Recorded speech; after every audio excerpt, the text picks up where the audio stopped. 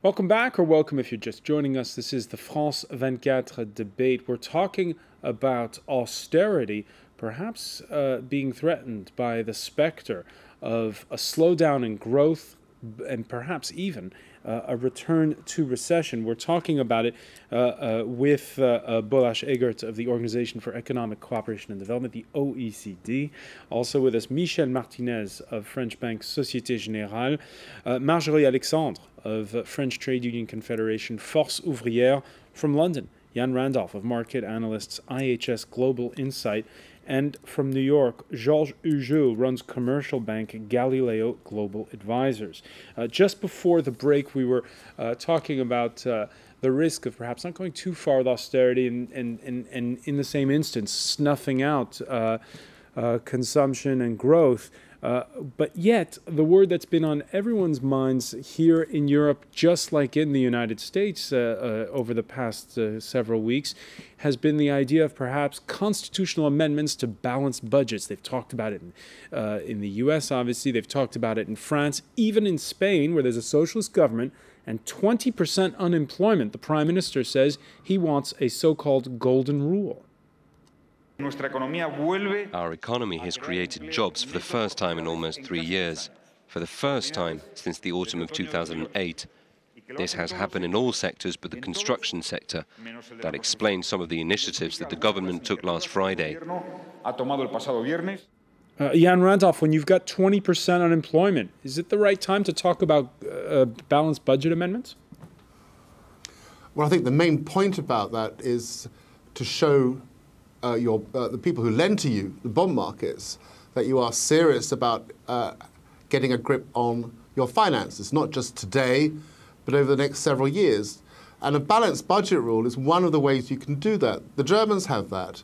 It was interesting when we had the height of the financial crisis in 2008, the Germans did do fiscal stimulus, but at the same time, they introduced this medium-term balanced budget rule to reassure the bond markets that even though they were spending more to support consumption and growth, they were also had a mind on the implications longer term, medium term. And so they introduced these two measures simultaneously.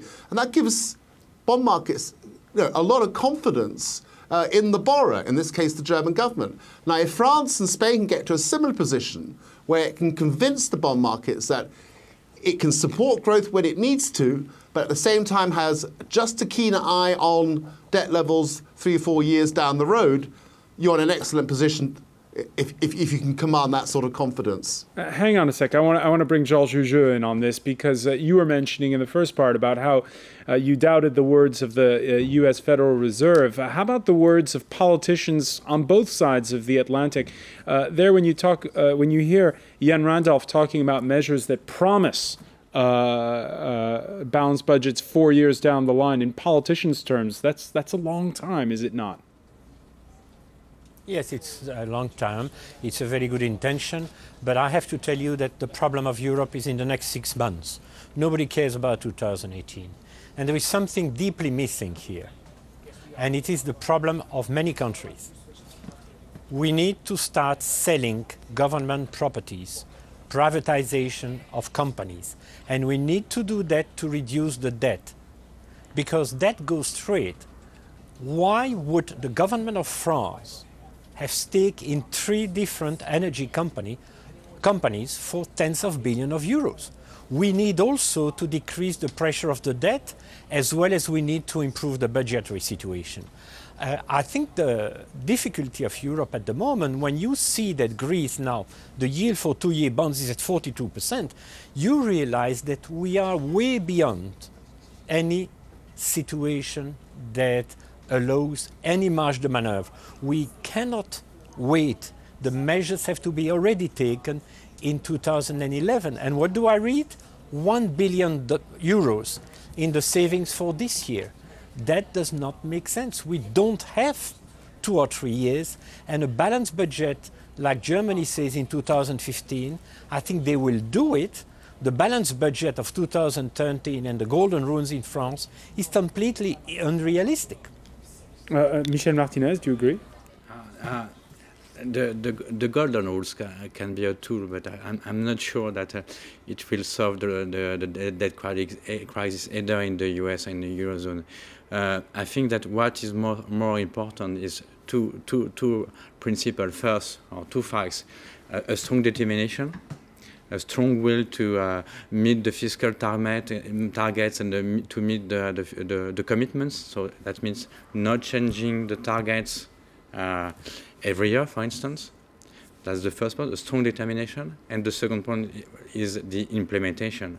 So when a government decides, for instance, to raise taxes, we have to, or to cut the spendings, we have to see that it is achieved. So strong determinations and implementation. And when we look at the golden rule in the past, we have a lot of examples where these kinds of rules did not succeed. For instance, in the US, there were golden rules in the 80s, and in the UK, in the previous, the former chancellor had also a golden rule to balance the budget for 5 years. Which went out the window the minute there was the huge recession. Yes. So it did not work. So I think that what is very important is determination and implementation. There's also the determination of the people. The biggest austerity measures announced to date have come from Britain, where once those austerity measures were announced, they were followed by student riots. We've also had Spain's Indignados, Italian unions announcing a major strike date for September 6th. Marjorie Alexandre, we're in France. We're 8 months ahead of a presidential election. Do you see political courage on either side when it comes to dealing with these painful choices? In fact, there were debates about this golden rule in France, and this Force Ouvrière has a clear position about this and says that this would not be a solution because it would be writing austerity into the constitution. And as I said before, this crisis comes from austerity, and the government is taking the wrong way into dealing with this crisis and with taxation, and because taxation has to be fair to people. For example, in France, there is this tax on the added value, which targets every people, but which targets every people in the same way. Either they are rich or poor, because it's the same way. VAT, 19.6% in this country. That's it. And there could be, the problem comes from that, the fact that the countries from the OECD have decreased the share of salaries in the DNB compared to the share of wealth distributed on capital, and this share is not invested back into the economy, and unions at the world level think that finances have to be at the service of real economy and not the contrary. But is there a rethink going on of the way taxation works? The OECD had a big project on that a couple of years ago to see which are the taxes more conducive to growth and which create distortions.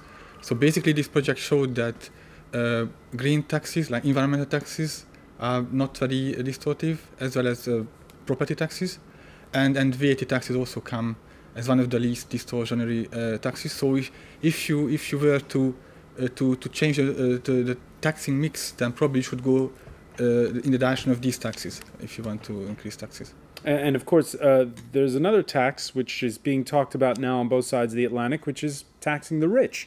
Last week, American billionaire Warren Buffett turned heads when he led a plea to increase those taxes on the wealthiest individuals, a plea echoed on Tuesday in this country by 16 top French business leaders, who include the country's richest person, L'Oréal heiress Liliane Bettencourt.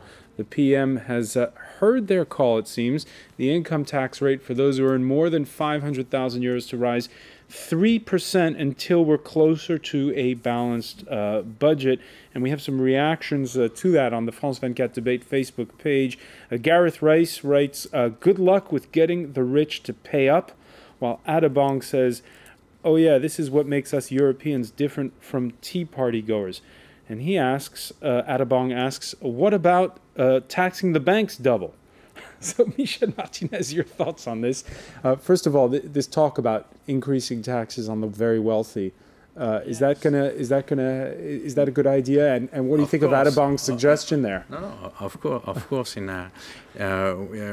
there is a need to tighten the fiscal belt, clearly the share of this burden has to be equally shared. So it's normal that the richest contributes more than the poorest. That's true. And I was surprised to learn, reading the financial press this Wednesday, that the wealthiest French people pay less tax and percentage-wise than even Americans. Yes, and the point is that it is explained by the fact that in France there is a lot of tax breaks or loopholes. Tax exemptions, and it's explained why in France the average income tax for instance the 1% richest is close to 20%, only 20% for the tax income. And of course, course, we have to add in France the welfare contribution. But even with the welfare contribution, the total tax is could be lower than in the UK. And of course, Georges Jujeu, we all watched the debate about whether or not the rich should pay more tax in the United States. That didn't go the way Barack Obama wanted, did it? Well, actually, it is a problem for the Republicans because they have been defending the Bush tax rebates for the rich. And they have been pushing for that. And you remember the budget of 2011 was kept hostage by the Republicans for that. And now when the rich are saying, no, you can't tax us more, it puts the Republicans at odds with their own electorate. So I think at this stage, the issue, as the representative of FO was saying, the issue is the issue of balance. Now, I would like to make another comment. I hope everybody around the table understands that what has been announced today is totally insufficient. $11 billion is at max 2% of the budget. You're talking about the French Prime Minister. There is no way today that we can expect France to keep its international situation, which is precarious, with such a low budget.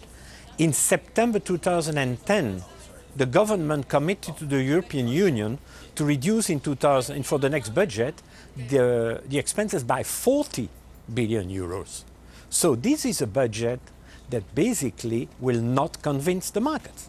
Michel Martinez is shaking his head. Why is that? Yes, I do not agree on that. The 11 billion of euro, which represents 0.6% of GDP, is what is required given the new growth forecast of the government to achieve the fiscal target, which is 4.5% of GDP next year.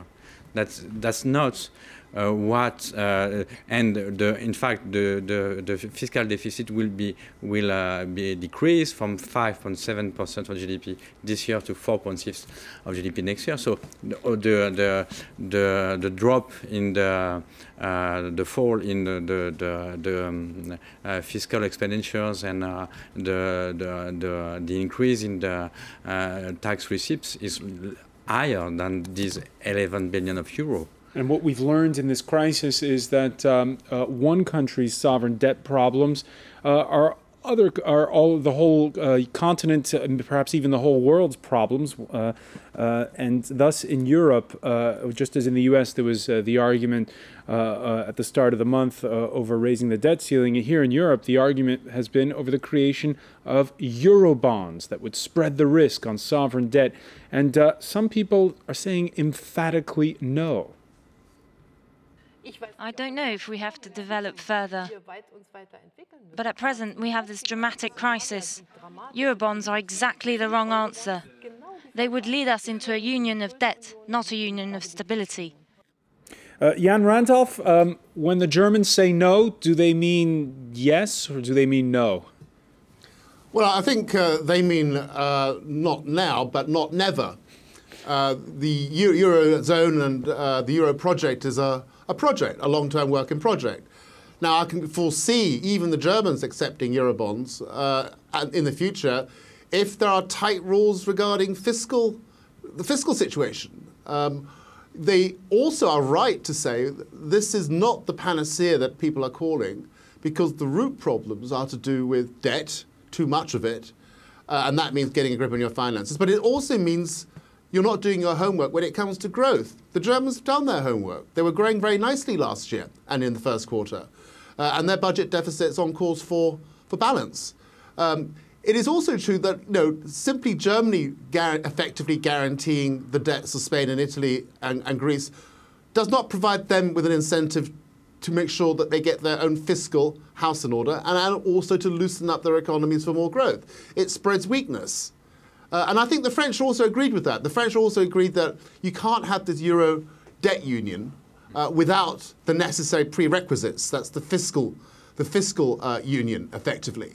But I think to a certain extent, Germany actually has manufactured this crisis to the extent that she realized, well, Merkel realizes that rising borrowing costs for Italy and Spain will do more for Madrid and Rome to tighten their finances and to loosen up on growth than promises ever would from a politician. And so the market incentive, if you like, or the market discipline is precisely in the higher borrowing costs. Right. And that works wonders when it comes to getting politicians to take difficult decisions, as we saw in Rome. And just before we go, because we're almost out of time, Georges Hugeux, you mentioned how there's urgency when it comes to all this, that important decisions have to be made within the next 6 months. Do you see things starting to move at all? I believe that people have a sense of urgency, but I don't see the budgetary process and the current actions having an immediate impact. And what I see, again, today is a growing distrust in the credit of many European countries. All right. And I think that what needs to be done is to make sure that the message that is being sent is first credible and second sufficient to change that process and reverse that course. Georges Hugeux, I want to thank you for joining us from New York. I want to thank Jan Randolph for joining us from London, and also Bolas Egert, Michel Martinez, and Marjorie Alexandre for being with us. And thank you for being with us for the France 24 debate.